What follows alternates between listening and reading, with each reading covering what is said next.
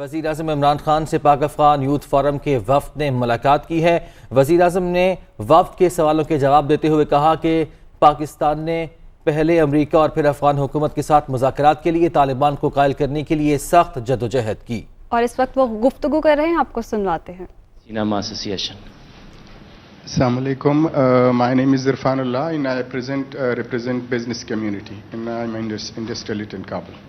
Assalamu alaikum, sir. My name is Dr. Salma Malik. I am a teacher at Qaid-e-Azam University, Islamabad. I am part of the mentor group of the PEBIO. Assalamu alaikum ji. I am Dr. Shabana Fiaz. I am heading the Defense and Strategic Studies Department, Qaid-e-Azam University, and I am also part of the Pak-Afghan group. Assalamu alaikum, sir. My name is Shahid Khan. I am the member of the Pak-Afghan Youth Forum and I am coordinator for the Afghanistan at Pak-Afghan Youth Forum. Assalamu alaikum, sir. I am Reema Shaukat and I am part of Pak-Afghan Youth Forum. I am looking after the media and outreach in Pakistan for Pak-Afghan Youth Forum. Assalamu alaikum. My name is Shugfa Siddiqui. I am director of Zan TV in Afghanistan. Assalamu alaikum. My name is Asad Kosha. I am the chief editor of Kabul Now. Assalamu alaikum. My name is Zahra Siddiqui. I am presenter for Oriana News TV. Assalamu alaikum. Zamanu Freidundi, the Tulu News Khabariyalim. Thank you for having us. It's an honor to be here. I'm Shahrazad Kufi. I am a director of a non-for-profit organization in Afghanistan. I'm also a coordinator with the Pakistan-Afghan Youth Forum. Assalamu alaikum. Mirwais Nuri, I'm a Afghan journalist, the Afghanistan Nayi Bansatgund Madbati Masul. Okay जी, कौन questions करेगा? One question is that this is injected in Afghanistan, in the people of Afghanistan, that India and Pakistan are part of the problems in Afghanistan. So have you ever tried this president or government of these three countries to sit together? I haven't seen anything like this. We have bilateral visits, but I didn't see any trilateral meeting India, Pakistan and Afghanistan. And my second question is about sports. You are iconic in the region. There is any plan of sports activities from Pakistan side in Afghanistan, because you have implemented so many projects in Afghanistan, but nothing about sports yet. The issue with India, the problem we face with India is that on the 5th August 2019, India unilaterally discarded the United Nations Security Council resolution and took away the statehood of Kashmir. Now, in 1948, there were two resolutions that the people of Kashmir, through a plebiscite, they would decide whether they want to be part of India or Pakistan. Since that right was not given to them, the people of Kashmir have since then struggled to get that right, and Pakistan has backed them. But on 5th August 2019, India took away that statehood, that special status of Kashmir. So from then onwards, Pakistan has broken off all diplomatic relationship with India. And unfortunately, until they restore that statehood, we cannot really have a trilateral talk, which means India, Pakistan and Afghanistan. I have been to Afghanistan. I have good relationship with President Ghani, and our own relationship has been very good, except that recently there have been statements from Afghanistan which basically accuse Pakistan of what is happening there. And it's very unfortunate, because we feel that no country has tried harder than Pakistan to force the Taliban to get on the dialogue table, first with the Americans and then trying to get them on a dialogue table with the Afghan government. But no country has tried as hard as we have. And this has been verified by the focal person, the United States focal person, Zalmay Khalilzad. Sports. Frankly, I haven't had time for sports in these last 3 years. There have been so many other issues. But what I can say is that I don't think any country, I know the history of cricketing world, no country in such a short space of time has improved in cricket as Afghanistan. It is, someone who understands cricket, I can tell you this is unheard of. Countries that have reached the status of Afghanistan have been playing cricket for 70 years. The Afghanistan cricketers have basically learned their cricket in the refugee camps here, which is last 40 years, so it's remarkable. تا چی حد میان حکومت ملکی پاکستان و حکومت نظامی پاکستان توافق وجود داره؟ به خاطر از اینکه بارها حکومت ملکی پاکستان از افغانستان حمایت خود اعلام کرده و گفته ما امرایشان همکاری میکنیم، ولی در عمل چون این چیز نبوده. امی سوال است. تشکر. There is a feeling in Afghanistan, and unfortunately this feeling is deliberately being perpetuated by India, that Pakistan is controlled by the military establishment. All the policies, foreign policies that my government has made have been part of a manifesto. They have been part of a manifesto for the past 25 years. Whatever foreign policy I have had has been part of my party's manifesto. So I always believed that there was no military solution in Afghanistan. I always believed that eventually there will have to be a political settlement in Afghanistan. It's exactly what I have been saying for 15 years, what I've been saying since I've been in government for the last 3 years. The Pakistan Army fully supports the government. I always wanted to have peace with India.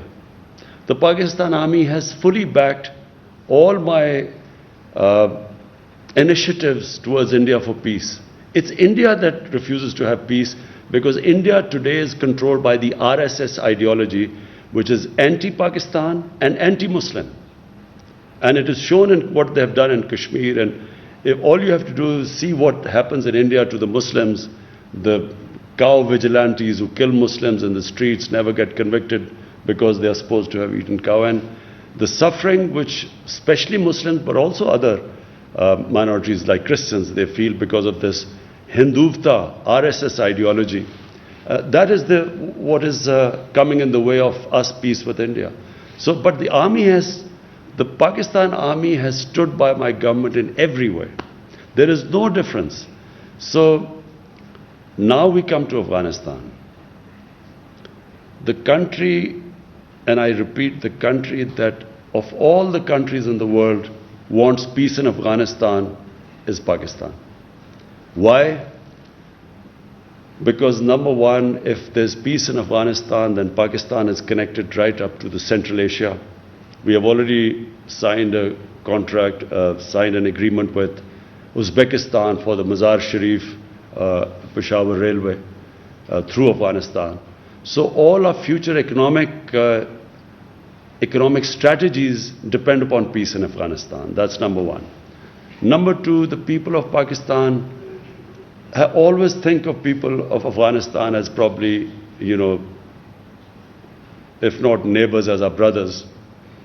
And they have suffered for 40 years of strife. And so we feel that if any country needs peace and quiet, it's Afghanistan. Thirdly,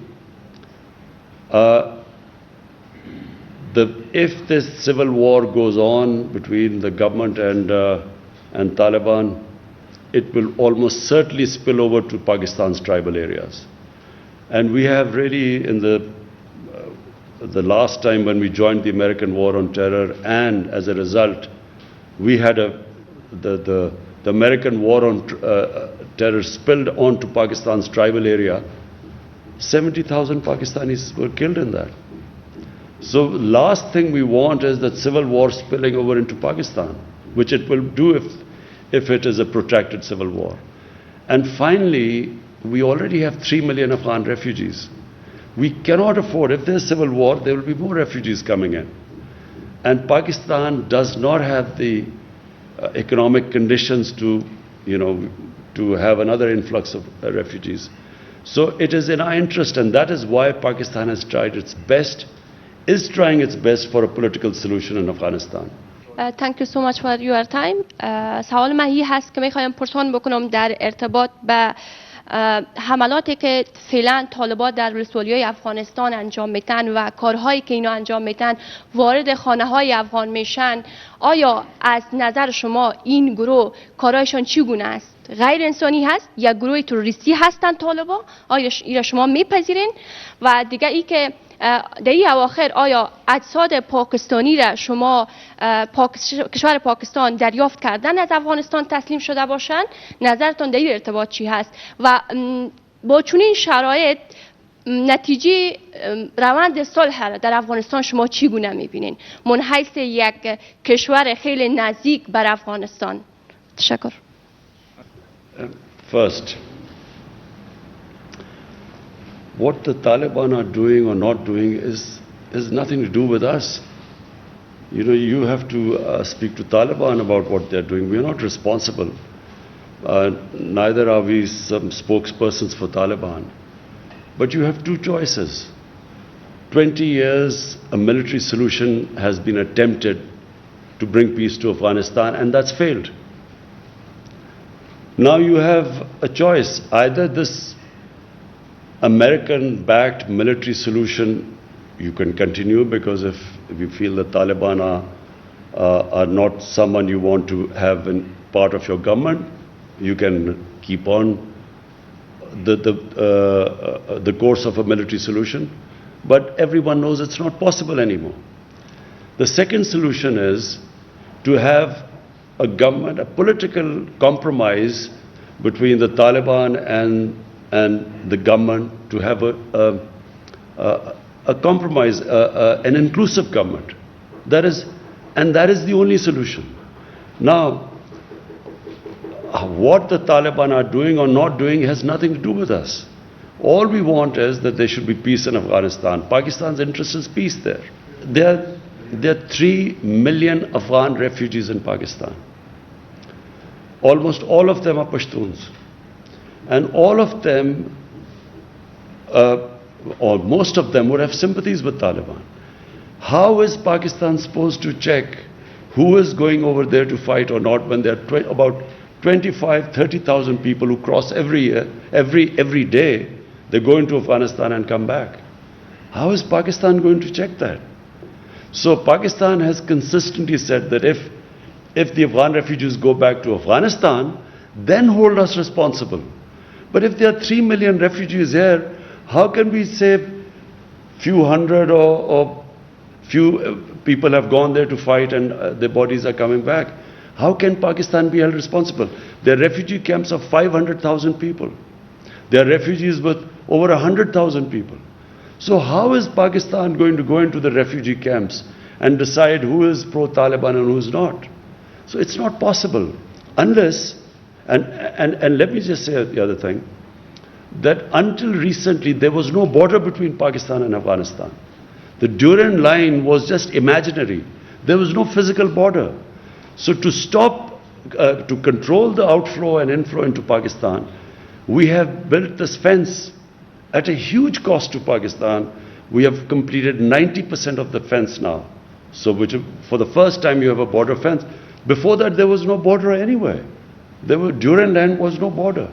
So we are trying our best, but it is not possible to hold Pakistan responsible when you have over 3 million refugees here. What interest could possibly Pakistan have in a civil war in Afghanistan? What interest would Pakistan have in backing someone to take over Afghanistan? What is clear is that no one party will be able to take over Afghanistan. So if Taliban try to take over Afghanistan, it will just be an ongoing civil war. In the past, Pakistan did have an interest. In the 90s, Pakistan had an interest. And why did Pakistan have interest? Because Pakistan had this policy of strategic depth. What was strategic depth? Pakistan was always wary of Indian influence in Afghanistan, and Pakistan did not want to have a situation where it was fighting on two fronts. So Eastern Front, India, and then Afghanistan also became pro-India. So in those days, Pakistan did try to have favorites. They backed favorites. Now, and especially my government, we believe that Afghanistan can never be controlled from outside. Afghanistan has a history. Throughout history, Afghans are the most independent people. So you can't control Afghanistan from outside. So our government's policy is, whoever the people of Afghanistan choose, Pakistan will have best relationship with them. So we have no favorites now. We do not have that old policy of the 90s of strategic depth anymore. زه دوه لاندې پوښتنې لرم. You تاسو ولسمشر غني سره په Uzbekistan کې لیدلی وو او وروسته دغه د افغانستان او پاکستان اړیکې خراب شوې. دغه لیدنو کې تاسو څه ویل؟ او بل د سلسله الخیل په اسلام آباد کې برامته شوه. دغه قضیې په اړه کوم معلومات ورکړئ چې دغه د چا لخوا اختطاف شوی وای، برامته شوی وای، ولې برامته شوی وای، د څه دلیل له مخې؟ ډېره مننه. First thing is that whatever I'm telling you, I told President Ghani. I told him that Pakistan, President Ghani felt that, we should try and stop the people going across. We told them that we can have a joint, we will have a joint inspection. You tell us where people are crossing, we will take action. We assured him about that. Because we know that all the fighting people, if half of Afghanistan is with Taliban, what would they be doing in Pakistan? They talked about families of Afghans, of Taliban in Pakistan. The question is, should Pakistan put their families in jail? What is Pakistan supposed to do with their families if they are here? And then, if there are few Taliban leaders who have families here, the only leverage we have is because of that. The reason why they actually had talks with the Americans and Pakistan was able to make them have talks with the Americans was because of this leverage. If you put them in jail or if you take action against them, that leverage goes. But more importantly, I got the impression that somehow the Afghan government feels that we should take some sort of a military action against, force whoever the Afghan or who the few pro-Taliban people or Taliban leaders are here. But so number one, we will do everything, but we will not use military force anymore in Pakistan. As I said last time, we were fighting someone else's war and we ended up 70,000 Pakistanis were killed. So there is a consensus in Pakistan that we will not use military action. Short of military action, we will try our best. How much ever pressure they want us to put on the Taliban, we will, because it is in our interest there's peace in Afghanistan. But we will not use military means. We are clear in Pakistan about that. The ambassador. So, we have detailed now through the Safe City cameras, we have charted out the exact path taken by the daughter of the ambassador. And, the taxi drivers, the taxis which the ambassador's daughter took, we got through the cameras, we got the numbers of the taxis, we called those people up, they've all been interrogated. They have, so unfortunately the explanation doesn't tally what the ambassador's daughter says and what the cameras show, where she says that she was put in a taxi and taken away and they was beaten up. But there is a picture of that taxi and she's sitting there and she's fine. And the driver was called up and the police officer showed. So unfortunately, we didn't get the answers because the police has now all the record, charted all the areas where she went. And it doesn't tally with what her accounts are. There's a discrepancy there. And unfortunately, they went back, so we have no way of confirming what happened. But the account of the ambassador's daughter does not tally with all the cameras which show her going into the 3 different taxis. The taxi drivers were interviewed, got into the police station. It does not match there. Sir, Afghan government has requested for a team to visit Pakistan for sharing this investigation, and we have conveyed our concurrence for that team to visit next week. So you've heard that there's a team coming from Afghanistan. We will give them all the information they want. We will give them the pictures from the safe city cameras, exactly the movements, and so that they can go and ask the questions to the daughter when they go back. بخیر تشکر is an میکنم که فرصت گذاشتین وقت گذاشتین بر ما. میخوایم سوال داشته باشم در قسمت پروسه صلح افغانستان. این که پاکستان بارها گفته که ما در قسمت پروسه صلح با افغانستان صادق هستیم و همکار هستیم. پس مراکز مشورتی طالبان فعلا در قلمرو پاکستان نشان دهنده چی است؟ تشکر. We have consistently asked the Afghan government to tell us where these shuras are and where the hubs are, supposedly where the Taliban are supposed to be. We kept hearing about this when the Americans were conducting operations. There were drone attacks in the tribal areas. Americans were, killing people through drones. So why didn't they spot this Quetta Shura and so on? Because we've always asked them to tell us where this Quetta Shura and so on. The thing is, if the Taliban meet within the Afghan refugee camps, as I said, one of the refugee camps is over 500,000 people, there's another is 100,000 people and so on. So it's not easy for Pakistan to tell them exactly, who's coming and where. This has been asked over and over again, and let me just in the end say one thing. The reason why 150,000 NATO troops, the greatest military machine in the history of mankind, the reason why they did not succeed in Afghanistan has nothing to do with Pakistan. It's exactly what the Americans did in Vietnam. When they failed in Vietnam, they blamed, some insurgents from Cambodia or Laos, and they actually bombed Cambodia and completely destabilized Cambodia. But they still didn't make any difference.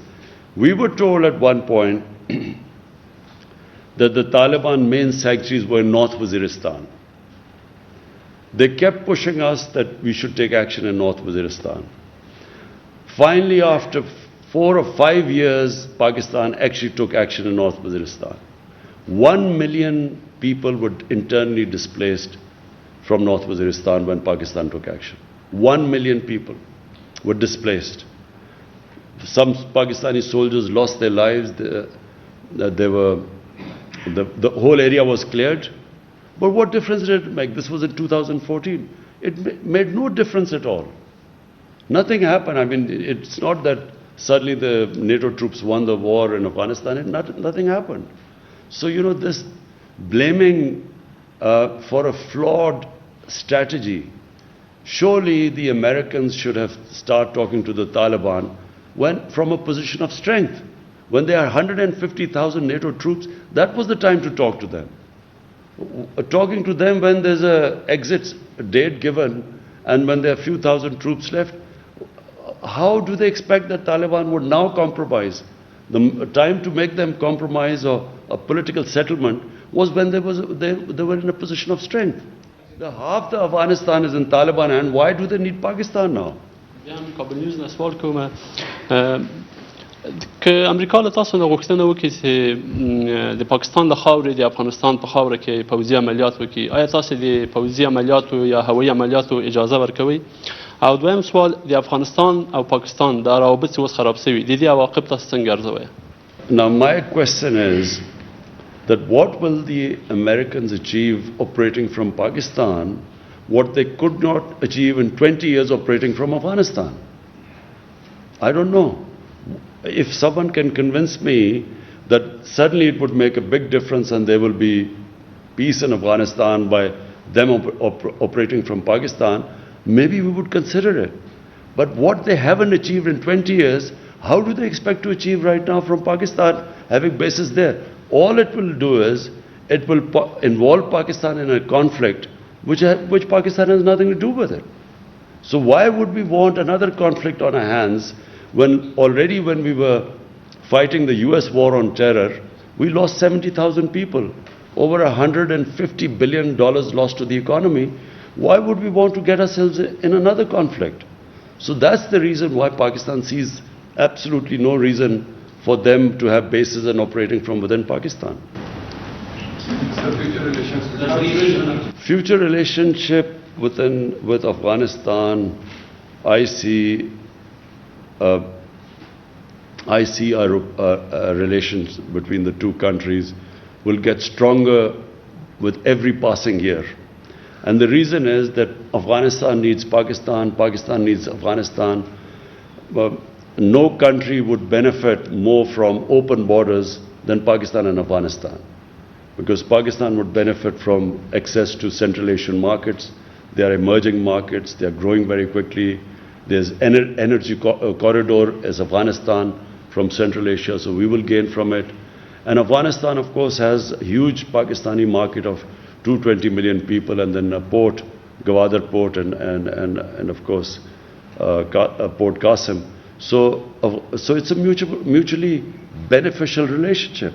And people don't realize that Afghanistan was part of Pakistan and India for a long time. And then there was a time when Pakistan, North Pakistan, was part of Afghanistan for 70, 80 years.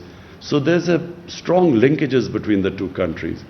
And I think that once this the situation calms down in Afghanistan, and which we pray it calms down very quickly, then I think we will have probably the best years of our relationship. Normally میں کسی media کا جورنالسٹ نہیں ہوں، میں cinema سے تعلق رکھتا ہوں، تو اسی لیے ہم سوشل میں بہت کام کرتے ہیں، اور الحمدللہ یہ جو روابط ابھی تک اب خراب ہو چکا ہے پالیٹکس سے، سوشل پہ کوئی اثر نہیں ڈالا ہے. ابھی بھی ہم ادھر آ سکتے، ادھر لوگ کام کرتے پاکستان سے. بٹ میرے شخصی ایک ہی سوال ہے، جو جب سے میں پیدا ہوا ہوں ہر بار مجھے یہ کہا گیا ہے کہ پاکستان کے ساتھ پاکستان کے پاس ایک پریشانی ہے افغانستان سے. پھر میں یونیورسٹی گیا اور ادھر میرے کو بولا گیا کہ یہ پریشانی داؤد خان کے زمانے سے شروع ہوا ہے. میں یہ جاننا چاہتا ہوں کہ یہ کون سا پریشانی ہے جب اتنی سال ختم نہیں ہو رہا ہے. Thank you. دیکھیں، جو ملکوں کے اندر ریلیشن شپ ہوتی ہے نا، وہ کبھی بھی ایک جگہ پہ جا کے نہیں اڑ جاتی. وہ چینجبل ہے، ڈائنامک چیز ہے. ایک ایسی ہے کہ کئی دفعہ شخصیت دو آ جاتی ہے ملک میں، ریلیشن شپ بہتر ہو جاتی ہے، اور ایک شخصیت کبھی ایسے ہیڈز آف اسٹیٹ آتے ہیں کہ ان کی ریلیشن شپ خراب ہو جاتی ہے. کئی دفعہ انٹرسٹ بدل جاتے ہیں، ایک ملک کا ایک دم انٹرسٹ بدل جاتا ہے. لیکن جو بیسک چیز افغانستان اور پاکستان میں ہے وہ کہ دیکھیں، ایک تاریخ ہے، کئی 100 سال کی تاریخ ہے جو یہ سارے خطے میں انٹریکشن تھا. یہ جو پشاور تھا یہ سینٹر تھا، کابل سینٹر ہوتا تھا، سارے سلک روٹ تھی، یہ یہاں سے سارا جاتا تھا ہندوستان، ادھر سے آتے تھے، پھر کندہار سے روٹ تھی ملتان کے ذریعے. یہ پرانی ٹریڈ روٹس ہیں اور پرانی ریلیشن شپس ہیں. کتنی افغان فیملیز وہاں سے آئیں، پاکستان سیٹل ہو گئی. میری ساری ماں اور باپ کی قبیلے سارے افغانستان سے آئے تھے، یہاں سارے ہندوستان میں سیٹل ہو گئے کتنے 100 سال پہلے. تو یہ انٹریکشن ہمیشہ رہا ہے. اس میں کبھی کبھی برا وقت آتا ہے. افغانستان کا انٹرسٹ ہو گیا